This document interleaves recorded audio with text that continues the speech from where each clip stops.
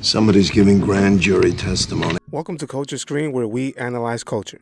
In this episode, we're summarizing the 21st episode from Season 6 of the Sopranos series titled Made in America. This episode is the series finale of The Sopranos, and it first aired on June 10th, 2007. In the beginning, Tony is still hiding from Phil Leotardo and his New York crew that is out to kill him. Paulie is with Tony, and they are waiting for Agent Harris to arrive. Tony has some information on Ahmed and Mohammed that he has been keeping to himself. He shares with Agent Harris that he knows the name of the bank where Ahmed and Mohammed have been keeping their money. Tony shares this information with Agent Harris as a way of convincing him to help him find Phil Leotardo's location. At first, Agent Harris refuses, but we know Agent Harris has always liked Tony, even though they are on opposite sides of the law. Phil calls up Butchie to reprimand him for not taking out Tony first, since he knows Tony is also alive and well, and that Silvio and Bobby have been taken out first. Butchie almost immediately asks Phil for his location, and Phil says he will speak to him over the phone instead. Once Phil refuses to share his location with Butchie, Phil knows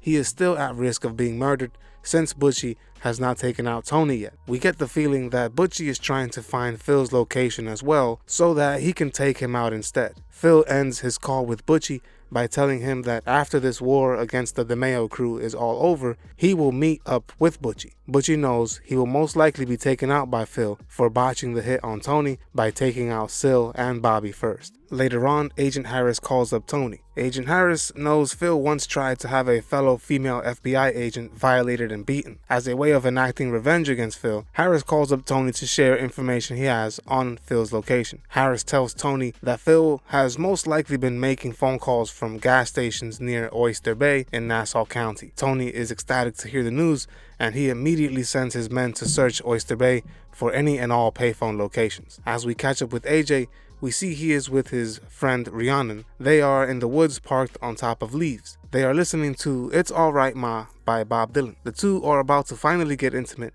when all of a sudden AJ's SUV catches on fire. AJ and Rhiannon barely escape on time as the vehicle ignites and then explodes. In another scene, Tony calls up Georgie Pagliari. George is a former boss of one of the 5 families, and he agrees to broker a sit-down between Tony and Butchie. While the two men speak, the FBI are recording their whole conversation, showing the viewer just how fast the walls are closing in on Tony and his entire operation. George ends up setting the meeting, and the crews meet up in a warehouse late that night. In the meeting, we see Butchie fears what Phil may do to him after he takes out Tony, and so Butchie ends up agreeing to side with Tony by allowing Tony to take out Phil. We know Butchie also wants to take out Phil, and so he steps aside and permits Tony to do so. Tony also tells Butchie that he must pay Janice for taking out her husband Bobby, and Butchie agrees. Later on in the episode, Paulie reaches out to inform Tony that Carlo has gone missing. They know Carlo's son Jason was arrested on drug charges. Tony and Paulie end up thinking that perhaps Carlo is trying to help his son avoid a long prison sentence by sharing the Mayo crew information and becoming a witness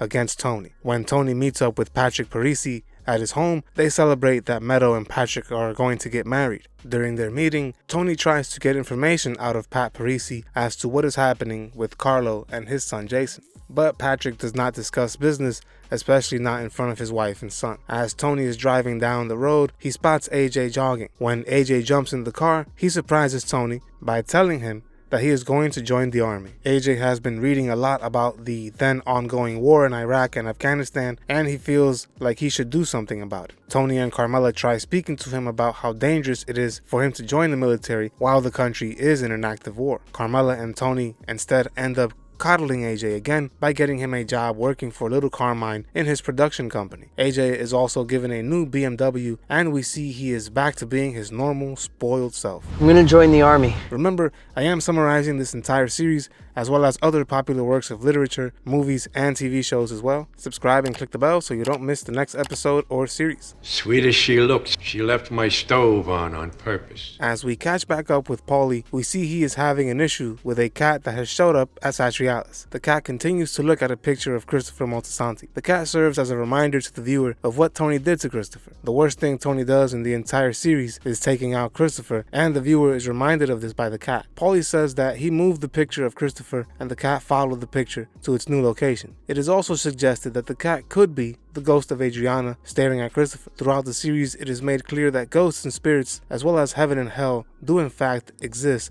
within the Sopranos universe. Although Paulie is freaked out by the cat, he is unable to harm it because Tony wants the cat to be left alone. When Tony sits down with Paulie, he tells him that he wants him to lead the Aprile crew. Since Vito Spatafore was taken out by Phil, the crew has not had a leader, and Tony wants Paulie to become the capo of that crew. However, Paulie is superstitious and feels like that crew is cursed. Paulie tells Tony how everyone who has been captain of the Aprile crew has either died early, been whacked, or has mysteriously vanished. When Tony says that he will have to give the crew over to Patsy instead, Paulie is finally convinced and decides to accept the position as captain of the Aprile crew. As we catch back up with the DeMeo crew, they are all over Oyster Bay looking for any and all payphones. In one scene, we see little Paulie dresses up like a detective and uses a fake FBI badge to interrogate a man who works at a gas station. The man tells little Paulie that there are only 2 gas stations with payphones in Oyster Bay. This allows the crew to immediately locate Phil. Moments later, Benny Fazio and Walden Belfiore find Phil at one of the 2 gas stations. Walden executes Phil by shooting him twice. In another scene, Janice heads over to meet Uncle Junior in the state-managed asylum. Here, Janice tries to play the role of grieving widow in order to get some money from Uncle Junior. As soon as Uncle Junior sees Janice, he confuses her for Livia Soprano, Tony's mother. Even in his state of dementia, Junior is able to spot Janice's manipulation tactics a mile away. Janice does not really care that Bobby is dead. She is only hurt because now she needs to find another way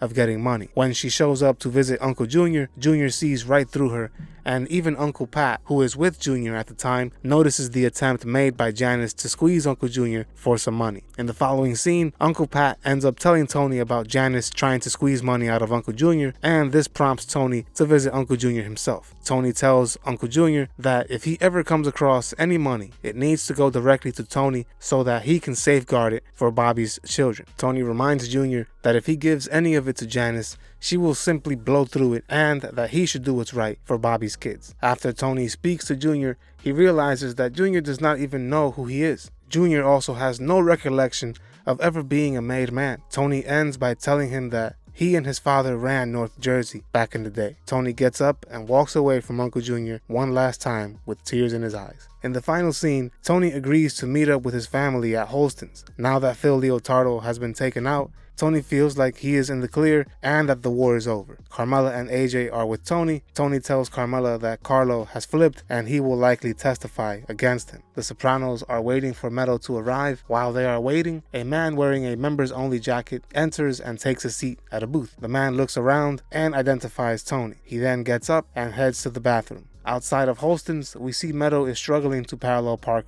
her car. But when she finally manages to park and enter Holston's, the man wearing the members-only jacket exits the bathroom and executes Tony as soon as Tony looks up to see Meadow enter the restaurant. The screen immediately cuts to black because Tony is now dead.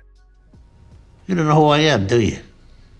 That was episode number 86, titled Made in America. To watch our Sopranos episode summaries, where we go from the first episode of season 1 to the show's conclusion, head over to our channel page and click on our playlists. Here you will find our Sopranos playlist containing every episode concisely summarized. When it comes to television shows, The Sopranos stands in a league of its own. The characters depicted in this series are constantly faced with challenges that serve as potential lessons to the characters and us, the viewer. Now that I have summarized the entire series, I welcome you to watch a series called The Wire with me. The Wire also aired on HBO and is the only series I know of that rivals The Sopranos in overall depth, substance, and meaning. Because of this, I will be summarizing every episode of The Wire as well. Make sure to subscribe to be on the lookout for those as well. I will link some of the Wire summaries in the description below so you can access them easily. There are also many topics and theories of The Sopranos that I will touch on in separate videos as well. See you on the next episode of Culture Screen. Bye-bye, Pop-Pop. Bye-bye. We upload new videos every week, so subscribe to our channel. Don't forget to hit the like button as well. Click the notification bell to be notified of when we upload these videos. See you on the next episode of Culture Screen.